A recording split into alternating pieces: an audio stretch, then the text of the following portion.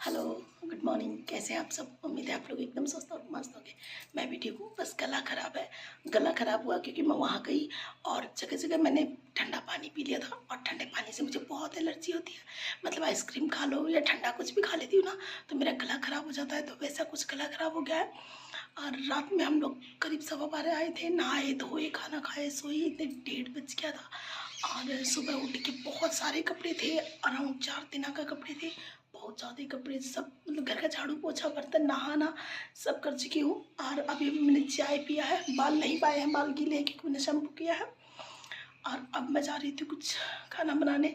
अब तक जो भी वीडियो थी वो सारी बहराइच वाली वीडियो थी। और जब से मैं घर आई हूँ ना, तब से अलग अलग पानी पी रही हूँ, कभी ठंडा कभी गर्म। और ये मेरे साथ हमेशा होता है। जब भी मैं घर आती हूँ ना, मेरा बहुत बुरी तरीके से गला खराब हो जाता है। मैं बोल भी नहीं पाती, इतना भी मन नहीं करता कि मैं किसी से बात करूँ, जबकि मुझे बातें करना बहुत पसंद है। बट मेरा मन नहीं करता है। मैं इशारों में बातें करती हूँ या 10 बात पे 1 बात का जवाब देती हूँ। मुझे मन नहीं करता क्योंकि दुख होता है अंदर से गला। और डॉक्टर ने मुझे गर्म पानी पीने के लिए, गलाला करने के लिए कहा क्योंकि इन्फेक्शन है। बट इतनी गर्मी में कौन गर्म पानी पीता है? और मैं तो बिल्कुल नहीं पी सकती। सुबह सुबह पी लेती, वही बहुत, दिन भर नहीं पी सकती। और कुछ क्या होता है ना, जैसे घर पे क्या होता है, फ़िल्टर पानी होता है, यहाँ फ़िल्टर पानी नहीं होता। और मतलब नलके का पानी सब लोग पीते हैं, तो उस वजह से भी हो जाता है। बाकी बहराइच वाली वीडियो मैंने जाते आप लोगों को कम दिखाई थी क्योंकि वहाँ क्या होता है, झाड़ा फूकी वाला सिस्टम ज़्यादा होता है। तो मैंने वहाँ जाते रिकॉर्डिंग नहीं की थी, थोड़ी थोड़ी रिकॉर्डिंग की थी। और मुझे पूरी उम्मीद है कि आप सबको वीडियो पसंद आई होगी। आज मैंने कपड़े वगैरह तो धो दिए हैं और मैं आज घर का काम करूँगी। अभी खाना बनाने जा रही हूँ, खाना बनाऊँगी और खा पी के थोड़ा रेस्ट करूँगी। उसके बाद शाम को पैकिंग करूँगी। कल सुबह मैं मायके जा रही हूँ, तो आप सब भी चलिएगा मायके। अब तक आपने वीडियो में जितना भी प्यार बनाया उसके लिए सो थैंक यू। और चलिए किचन में चलते हैं। शाम के चावल बचे हुए हैं ढेर सारे, फेंकने से अच्छा है उसको फ्राई करने की सोच रही थी मैं। हम लोग चावल फ्राई करके खा लेंगे।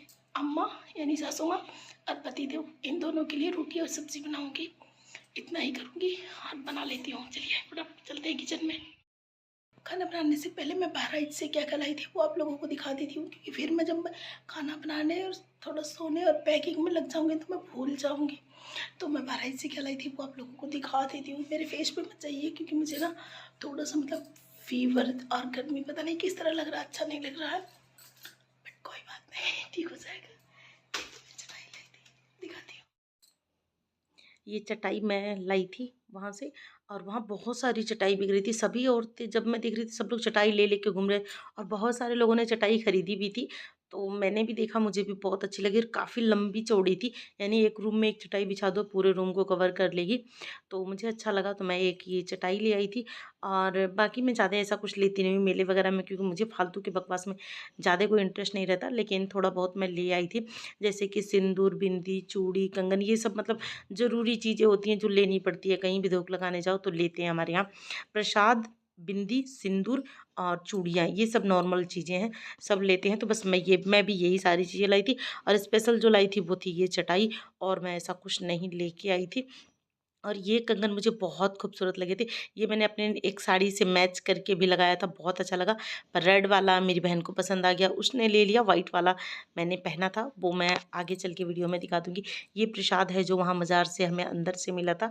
और इसमें लोहबान है जो मैं सासू माँ के लिए लाई थी, क्योंकि उनको चाहिए हर संडे को पूजा करने के लिए। और मैं ज़्यादा कुछ नहीं ला पाई थी बहराइच से। और एक आंटी ने मुझसे कहा था बालम खीरा लाने के लिए। मैंने उसका नाम तो सुना था बट कभी देखा नहीं था। वो एक बालम खीरा 150 रुपये का था और एक ही दुकान पे मुझे मिला और कहीं मिला नहीं। बट मैं लाई भी नहीं, मैंने सोचा उन्होंने 5 मंगाया है, 150 रुपये का लाई, 750 रुपये का। तो उनको बालम खीरा ला के दे, उनको पसंद आए ना आए, पैसे ज़्यादा लगे, ये सोच कर मैं लाई ही नहीं। और लाना था, दिया लाना था, घंटी लाना था, कुछ मिल ही नहीं रहा था। पता नहीं कितनी भीड़ थी कहाँ तक। पर वहाँ जाके मैंने चूड़ियाँ पहनी थी, क्योंकि कहते हैं ना कहीं मंदिर जाओ दर्शन करने तो सिंदूर, बिंदी, चूड़ी इस तरह का लेना चाहिए। तो मैंने ढेर सारी चूड़ियाँ पहन ली थी, एक एक दर्जन चूड़ी पहन ली थी। बस इतना ही मार्केटिंग किया था मैंने वहाँ से। और फिर हम लोग भटकते भटकते भटकते कैसे कैसे घर आए रे राम जी। गर्मी में हालत ख़राब हो गई थी। बट ठीक है, हो गया सब, दर्शन अच्छे से हो गए। Good morning. कैसे हैं आप सब? उम्मीद है आप लोग सब ठीक ठाक होंगे।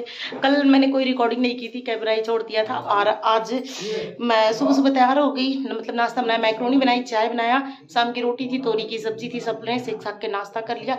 अब मैं पैकिंग कर रही हूँ क्योंकि अब मुझे निकलना है। ऊपर से लाइट नहीं है और गर्मी भी हो रही है, और बस अब मैं थोड़ी देर में यहाँ से निकलूंगी। और मेकअप नहीं कुछ कर रही हूँ क्योंकि निकल जा रहा है। काजल लगाया तो भी देखिए फैला फैला सा लग रहा है, बट ये बड़ी पंगे की बात होती है। कहीं भी जाना होता है ना तो मुझे 1 घंटा पैकिंग करनी पड़ती है। सबका अंडरवेयर चाहिए, और क्या चाहिए, ब्रश, कोलगेट, मतलब सब कुछ सबका इकट्ठा करके दो। सब लोग जाने के बाद सिर्फ ऑर्डर देंगे, मेरा टॉवल देना, मेरी हैंकी देना, मेरा कपड़ा देना। ऐसा लगता है जैसे मैं चलता फिरता दुकान हूँ सबका, सबको सबके हाथ में चाहिए। पर कोई बात नहीं, चलिए करते हैं, तैयारी करते हैं। ये सबका राजकाज है। देखिए सारे कपड़े मैंने इकट्ठे कर लिए। अब मैं फटाफट पैक कर देती हूँ। मैं भी तैयार होगी, थोड़ा सा मुंह धो के हल्का सा तैयार होके निकलूंगी, ठीक है।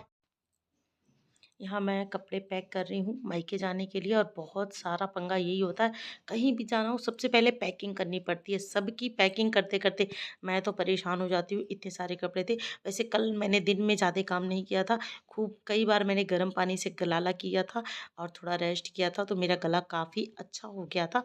तो आपको वॉइस पता चल रहा होगा क्योंकि पीछे की वॉइस बहुत ज़्यादा ख़राब आई थी, अभी वॉइस अच्छी हो गई है।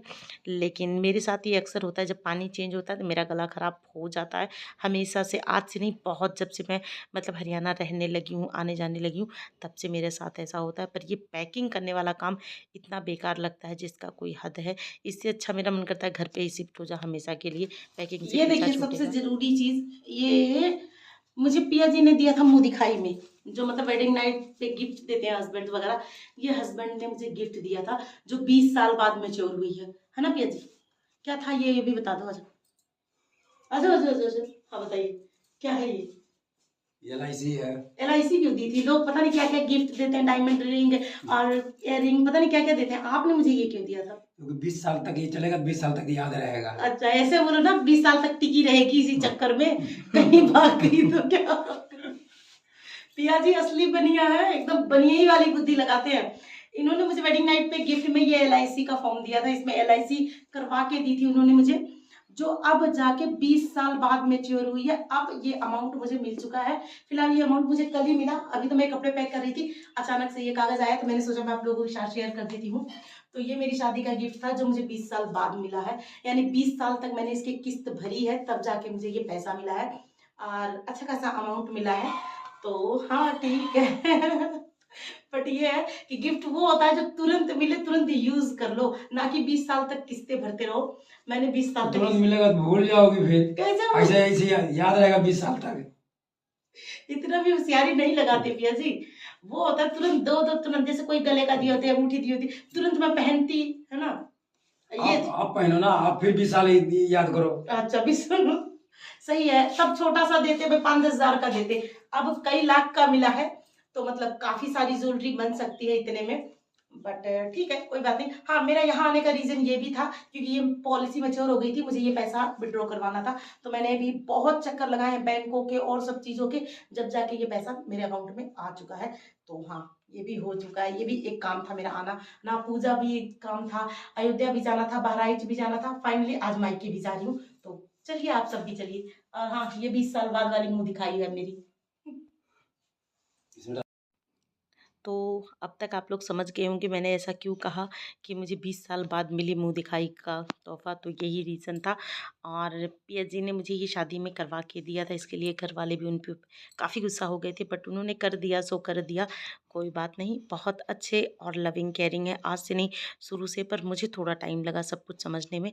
बट अब जो हमारे साथ है, जो हमारा रिश्ता है, बॉन्डिंग है, बस भगवान जी माता रानी ऐसे ही बना के रखे। फिलहाल मैंने घर के मंदिर में माथा टेका और निकल चुकी। यहाँ बाबू को मैं थोड़ा सा, उसका कॉलर अच्छा नहीं था, उसको ठीक किया, सासू माँ के पैर चुचकारे। और मतलब बीच बीच में कोई कोई चीज़ याद रह रही थी। बाबू का अंडरवेयर बाहर पड़ा था, वो रखा। चप्पल अंदर पहनना अलाउड नहीं है, तो मैंने बाहर ही अपना चप्पल रखा था। चप्पल पहन के मैं निकल रही थी। सासू माँ कह रही थी इस रास्ते से निकलना, उस रास्ते से नहीं, उधर कीचड़ है। तो मैंने कहा चलिए ठीक है। तो कुछ दूर तक सासू माँ भी हमें छोड़ने आई थी, उसके बाद वो घर चली गई और हम लोग ऑटो में बैठ के सीधे चल दिए थे और बहुत ज़्यादा गर्मी थी लेकिन मैंने सोचा चलो मैं एक झलक आप लोगों को दिखा देती हूँ।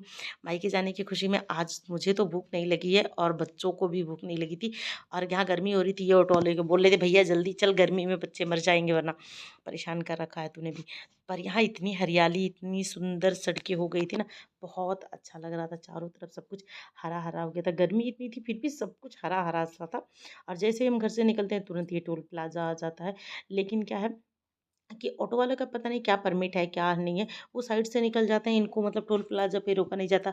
शायद ये मंथली भरते होंगे या कुछ भी, वो मुझे खास पता नहीं इसके बारे में। और यहाँ के सुंदर सुंदर नज़ारे देखते हुए हम लोग बस्ती पहुँच गए थे और बस्ती पहुँच के हमने ऑटो में से उतरे और बस मिल गई थी। ये बस हमें सीधे हमारे घर तक ले जाएगी। और ये बस वाले मतलब हमारे ही गाँव के साइड के थे, जो कंडक्टर वगैरह थे वो हम लोगों को जानते थे।